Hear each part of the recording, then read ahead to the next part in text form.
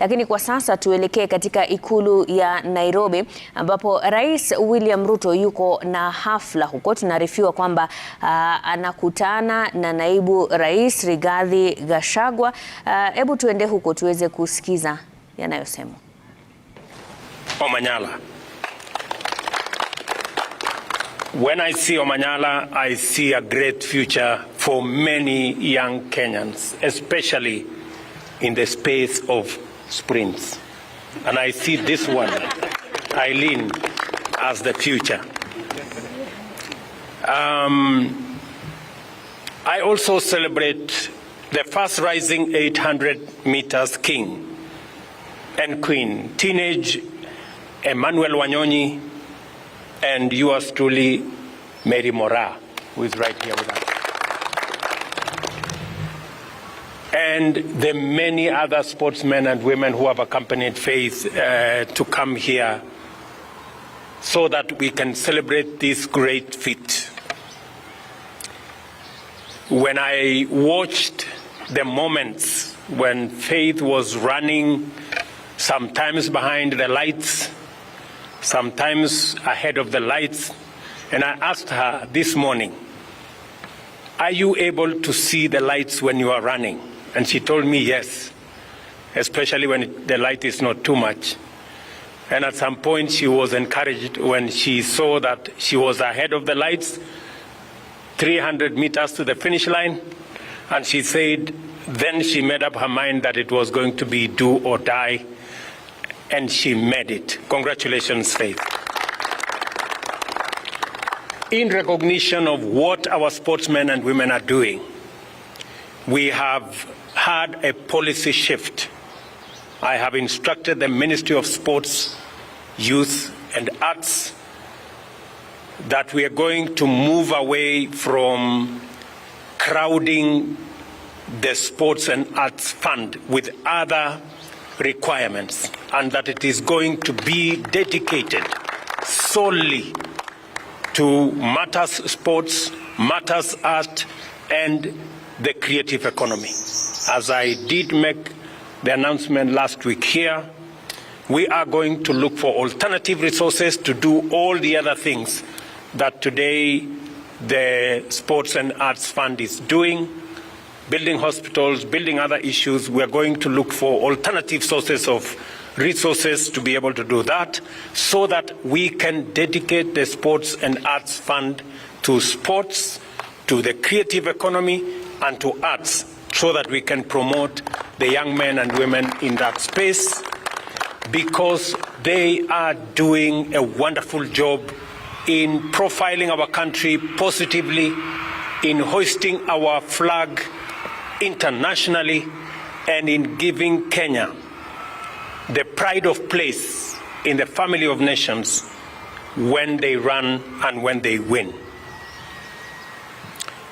I have also asked the ministry that the government of Kenya should review the reward scheme so that we can recognize and we can reward appropriately the men and women who attain excellence in our sports, in our arts, and in the creative economy. And going forward, we have decided as the government of Kenya that any Kenyan who participates in a world event and breaks a world record, unlike in the past when there was no recognition, going forward, for every world record broken by a Kenyan, the government of Kenya is going to award 5 million shillings. And we are going to start today with Faith. She has won and broken 2 world records in 1500 meters, as I said, in Florence, Italy, and in 5,000 meters in Paris, in France. The government of Kenya is going to award her a total of 5 million for one record, and we are going to give her a house worth 6 million for the other record. It will be the same for all the other world beaters and world record breakers that will come after Faith, so that our young men and women can be motivated, because we already have the talent. We have the pool of talented resources in Kenya that can break any record. And going forward, we're going to work hand in hand with our athletes and support them. And beyond supporting them, reward them appropriately. This is also the spirit of the Talanta Hela flagship initiative I availed last Friday. I did say last Friday that we are monetizing sports. We are monetizing art. We are monetizing music. We are monetizing the creative economy so that it begins to speak the language of success to those millions who participate in that space, and recognize that art is not just about jokes. It is about serious business. Athletics is not just about entertainment. Football is not just about entertainment. It's not about making us feel good. It must speak to the language of monetary gain for those who sacrifice, spend their time, commit their resources, stay disciplined. And I want to congratulate Faith for being an example of what discipline and consistency is. Our sportsmen and women brand Kenya worldwide more than any other branding that happens. We want to honor and reward them accordingly. The new scheme covers the entire spectrum of sports and creatives. Under this scheme, as I have said, we are going to have a whole new package. I want the ministry to finalize the package of what kind of reward scheme is going to accompany our sportsmen and women, our creatives, our arts, people participating in arts, and I will be launching that scheme shortly so that our sportsmen and women and people in the arts space can know how the government of Kenya is going to stand with them when they shine. And we were going to make sure that they are proud to be Kenyan, and they should be proud of what they are doing. I also want to ask the ministry responsible for immigration that our sportsmen and women who excel should be given diplomatic passports and other national honors.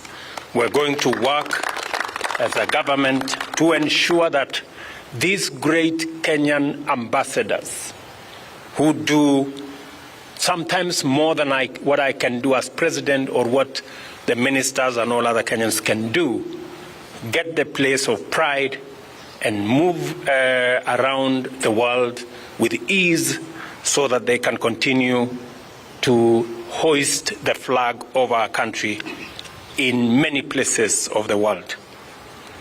I must also say that we are refining necessary policies and facilities. Last week, we launched a master plan on sports infrastructure. What is going to happen to our stadia? What is going to happen to all accompanying academies and training facilities and mentorship programs for all the people working in that space, making sure that we have the necessary infrastructure to support our arts, to support our sports, and to make sure that we give the best possible chance for our sportsmen and women and our artists to be their best and to bring out their best talents. Congratulations, Faith. At some point, I saw somebody saying, this Kipyegon lady, it is her faith that made Kipyegon to do well.